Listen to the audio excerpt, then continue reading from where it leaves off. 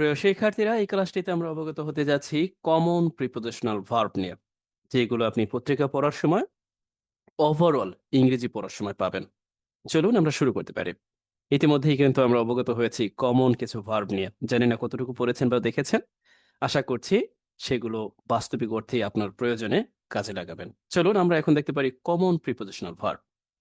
Here we see, পত্রিকা পড়তে গেলে এই জাতীয় ভার্বগুলো আপনি দেখতে পাবেন। তার ১০০টি কমন প্রিপোজিশনাল ভার্ব।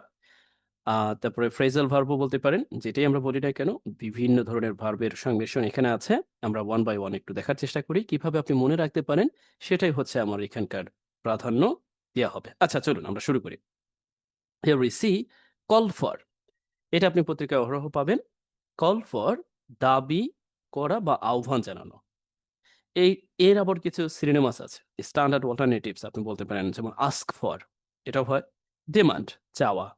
আর্স, এটা মানে একটু জোর দেওয়া, সেই অর্থে, কথা বলা অর্থে আমরা বলে থাকি। সিক, এটার মানেটা হচ্ছে চাওয়া। আচ্ছা, তার মানে আমরা দেখলাম কল, কল ফর দাবি করা, অ্যান্ড আস্ক ফর চাওয়া, ডিমান্ড চাওয়া, আর্স এটা হচ্ছে অনেকাংশেই মানে কিছু জোর দিয়ে বলা, আর সিক মানে চাওয়া, এটা আমরা জানি। কল ফর আহ্বান জানানো হলেও কল অফ মানে হচ্ছে বাতিল করা। আচ্ছা, এর কিছু অল্টারনেটিভ ভার্ব যদি আমরা বলি, ক্যান্সেল বাতিল করা, রিভোক বাতিল করা, স্ক্রাইব বাতিল করা মানে গুটিয়ে আনা, এই অর্থে আমরা বলি বাতিল করা। যদিও বাতিল করার আরো অনেকগুলো আ ইংরেজি আছে। নলিফাই, আ ইউনো annul আর বেশ কিছু আছে। বাতিল করার বেশ কিছু আ ইংরেজি আছে। আমরা আপাতত এতটুকু একটু দেখি। আমরা এই সাইডটাকে গুরুত্ব দিব। এই যে মানে ভার্ব প্লাস মানে প্রিপোজিশন বা যেগুলোকে আমরা প্রিপোজিশনাল ভার্ব বলে থাকি। এখন অনেকে বলতে পারেন প্রিপোজিশনাল ভার্ব ব্যাপারটা আসলে কি? দেখুন, প্রিপোজিশনাল ভার্ব ব্যাপারটা হচ্ছে সাধারণত এই ভার্বটা এবং প্রিপোজিশনটা মিলে একটা অর্থ দেয়, এবং এই অর্থটা সাধারণত অ্যাপ্রোপ্রিয়েট এর মতো আরকি। মানে একসাথেই থাকে, সাধারণত একসাথে বসে অর্থ দেয়। এটাই মূল কথা। আর কোন কথা নাই। আচ্ছা, এরপর আমরা লক্ষ্য করি কলান, আহ্বান জানানো। এটার মানেটা হচ্ছে আহ্বান জানানো। মানে রিকোয়েস্ট, আহ্বান অর ক্যারি আউট, বাস্তবায়ন করা, চালিয়ে যাওয়া, অ্যান্ড ক্র্যাক ডাউন অন। এটা আপনি অনেক পাবেন। তার মানে কঠোর ব্যবস্থা নেওয়া। আবার এর প্রতিশব্দ হিসেবে আপনি কি বলতে পারেন? Crack down on or act against, ব্যবস্থা নেওয়া এই অর্থে। আচ্ছা? ক্র্যাক ডাউন অন এটা আপনি অনেকবার পাবেন পত্রিকায় যখনই পড়তে যাবেন। ক্র্যাক ডাউন অন, ব্যবস্থা নেওয়া। মানে এটা হচ্ছে অনেকটা কোন ব্যবস্থা নেওয়া? কঠোর ব্যবস্থা নেওয়া অর্থে অনেকটা হচ্ছে দমন-পীড়নের মতো করে, বা আবারও মাঝে মধ্যে আপনি আ হ্যাঁ, এরকম মানে কমানো অর্থেও আপনি এটা বুঝতে পারবেন। আচ্ছা? এরপর আমরা দেখি যে ডিল উইথ। ডিল উইথ মানে মোকাবেলা করা। এর কিছু যে দেখি অ্যাড্রেস মানে সমাধান করা, হ্যান্ডেল মানে ম ইয়া করা, কোন কিছু ম্যানেজ করা, কোপ উইথ মানে পেরে ওঠা কোন কিছুর সাথে। তার মানে ডিল উইথ, মোকাবেলা করা অর্থে আপনাকে এইভাবে ব্যবহার করতে হবে। আর এর একটি সিনোনিমাস হচ্ছে এই কোপ উইথ। এখন প্রশ্নটা হচ্ছে আপনি কিভাবে এগুলোকে মনে রাখবেন? এখন দেখুন, এগুলোকে আপনি যতক্ষণ পর্যন্ত না এপ্লাই না করছেন ততক্ষণ তো মনে থাকবে না। এই ১১ টির মধ্যে আপনি কোনটি জানেন না। ধরুন আপনি কল ফর জানেন, কল অফ জানেন, কল অন জানেন, ক্যারি আউট জানেন, বাট এটা জানেন না। তাহলে এটাকে এখন ব্যবহার করুন। ক্র্যাকডাউন অন, এখন ব্যবস্থা করুন, প্রয়োগ করে ফেলেন। আর যদি আপনি মনে করেন না আমি ওই যখন পত্রিকা পড়তে যাব তখন এটা পড়ব। তখন আপনি পড়তে পারেন। বাট আমি এখন বলছি, if it is possible for you, definitely you can take it serious and you can use. আপনি বারবার বলতে পারেন, the interim government has not cracked and down on what's going on. মানে কি ঘটতেছে এটার উপর তেমন একটা কঠোর ব্যবস্থা নেয়নি। আমি নেগেটিভ সেন্স এ বললাম। আবার দেখুন ডিল উইথ, আপনি এটা জানেন। হ্যাঁ, ঠিক আছে, কিছুটা জানেন। তাহলে আপনি এটিকে যদি বাস্তবিকতা প্রয়োগ করতে চান তাহলে ডিল উইথ বারবার বলুন। আ I মানে আপনি সাবজেক্ট বানায় ফেলেন। I dealt with, এখানে আবার পাস্ট ফর্ম কিন্তু টি হয়, ডিল্ট। আচ্ছা, I dealt with friends, আমার ফ্রেন্ডস এর সাথে আমি কি মানে মোকাবেলা করেছি। অনেক সময় আবারও ডিলিয়ন আপনার কোন কিছু আ সমাধান করা অর্থে হয়। তারপরে কোনো কিছু আ যায় মানে ইয়া এটাকে কি বলে? অ্যাড্রেস বা হ্যান্ডেল বা কোপ উইথ, পেরে ওঠা, এটাও নির্দেশ করে। আচ্ছা, ডিপেন্ড অন, এটা আপনি জানেন। এখন আপনার কাছে মনে হতে পারে, "ও এটা তো আমি জানি।" তাহলে এদিকে চলে আসেন। রিলাই অন, হ্যাঁ, এটাও আপনি জানেন। কিন্তু হিঞ্জ অন এটা আপনি জানেন না, যে নির্ভর করা। কাউন্ট অন এটা আপনি জানেন না। তাহলে এখন থেকে কাউন্ট অন বলেন। হুম, I count on my parents, আমি আমার বাবা-মায়ের উপর নির্ভরশীল। And she counts on me, সে আমার উপর নির্ভরশীল। এভাবে আপনি বলতে থাকুন না। বারবার বলুন, বারবার চেষ্টা করুন, বারবার নিজের মধ্যে এই ব্যাপারগুলোকে এপ্লাই করার চেষ্টা করুন। এইগুলো কিন্তু আপনাকে মুখস্থই করতে হবে। এমন না যে এগুলো এমনি মনে থাকবে ব্যাপারটা এরকম না। ২ টা ওয়ে, একটা মুখস্থ করা, আবার সাথে এপ্লাই করা। আরেকটা হচ্ছে সাথে, সাথেই বলা। সাথে, সাথেই এটাকে মানে চিন্তা করা। মানে এইটা দিয়ে চিন্তা করা। I depend on মানে চোখ বুজে চিন্তা করুন তো আপনি। I depend on him. He depend on me. এভাবে বলুন। গভর্নমেন্ট ডিপেন্ড আস। গভর্নমেন্ট আমাদের উপর নির্ভরশীল। আমি চোখ বুজছি, তাই না? আচ্ছা, আপনি একটু চিন্তা করুন। একেবারে যখন যেটা বলবেন ওইখানে চলে যান আপনি। তাহলেই হবে। আচ্ছা, এরপর engage in এটা তো অহরহ পাবেনই। জড়িত থাকা, participate in, be involved in একই অর্থে। be বলতে এখানে am, is, are যেকোনো একটি ভার্ব বসাবেন involved in তার মানে জড়িত থাকা অর্থটা প্রদান করে। And fall short of just I look back and someone is standing behind me, just take it easy.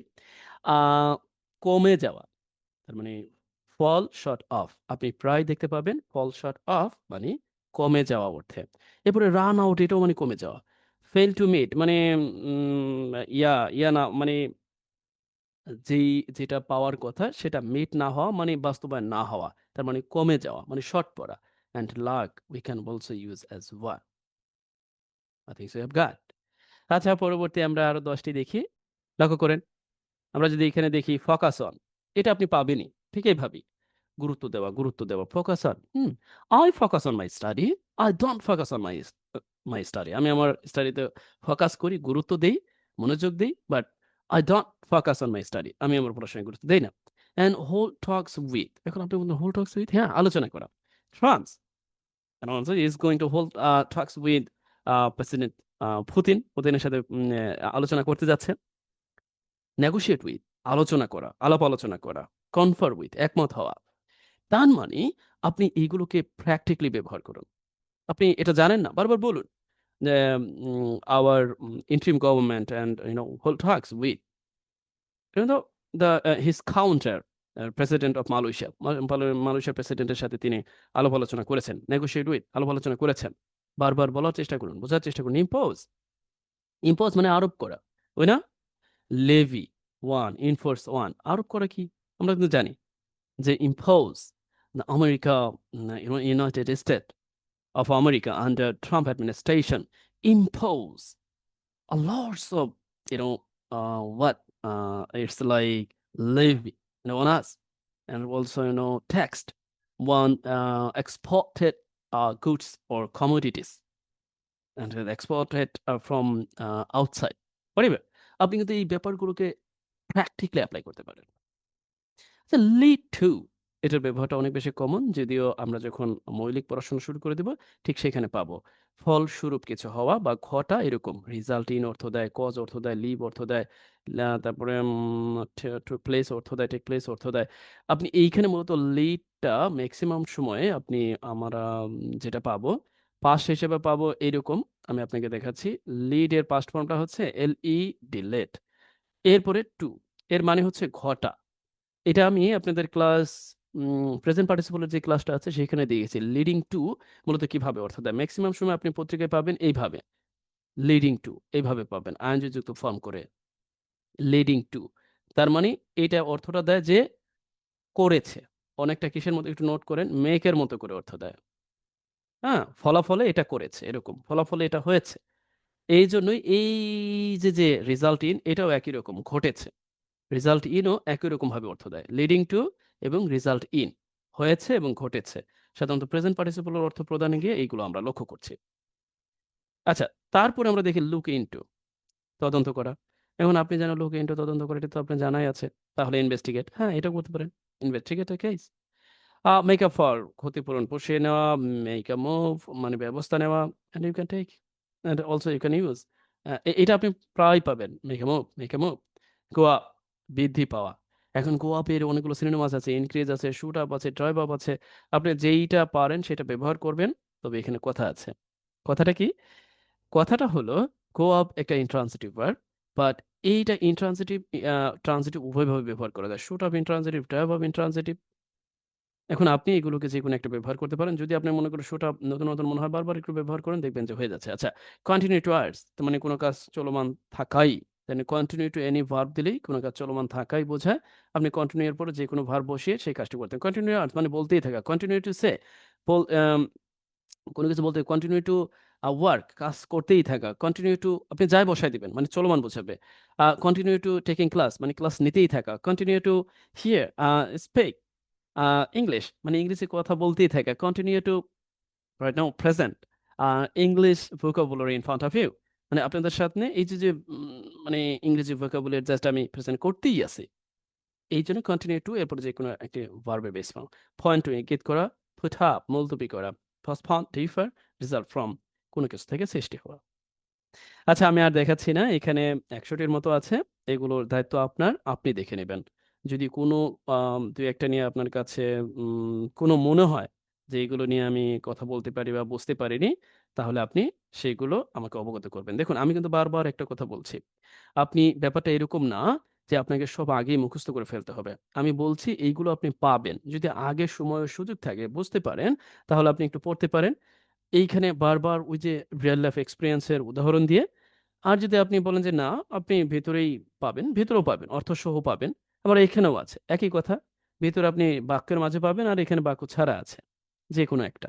আচ্ছা, আজ এই পর্যন্তই। আশা করছি যে এই ব্যাপারগুলোকে আপনি দারুণভাবে নিয়েছেন, দারুণভাবে উপলব্ধি করেছেনও বটে। তাহলে আর দেরি কেন? শুরু করে দিন এবং দারুণভাবে ব্যবহার করার চেষ্টা করুন। আর যেভাবে বলেছি সেভাবে মনে রাখার চেষ্টা করুন। নিজের প্রয়োজনে নিজের লেখালেখিতে এপ্লাই করুন। নিজের কথা বলায় এপ্লাই করুন। একের ভেতর সব। রিডিং পড়তে এসেছেন? তাহলে স্পিকিং বাদ দিবেন কেন? রিডিং পড়তে এসেছেন? রাইটিং বাদ দিবেন কেন? সবগুলো করে ফেলেন না। তাহলে আজ এই পর্যন্তই। আশা করছি আপনি দারুণভাবে উপভোগ করেছেন। বারংবার সেই একই কথা। যদিও এটা ১ম দিকেই বলা উচিত। দয়া করে কারো কাছে আমার এই ফাইল বা আমার ক্লাস আপনি শেয়ার করবেন না। সর্বোচ্চ বলতে পারেন, অবগত করতে পারেন, সে আমার কাছ থেকে কিনে নিবে, দেখে নিবে। যেহেতু এই ক্লাসগুলো ফাইলের মধ্যে সন্নিবেশিত থাকবে, তাই আপনি শেয়ার করা মাত্রই সবগুলো বিষয় সে পেয়ে যেতে পারে। আচ্ছা ভালো থাকুন। আজ এই পর্যন্তই। Best wishes for you.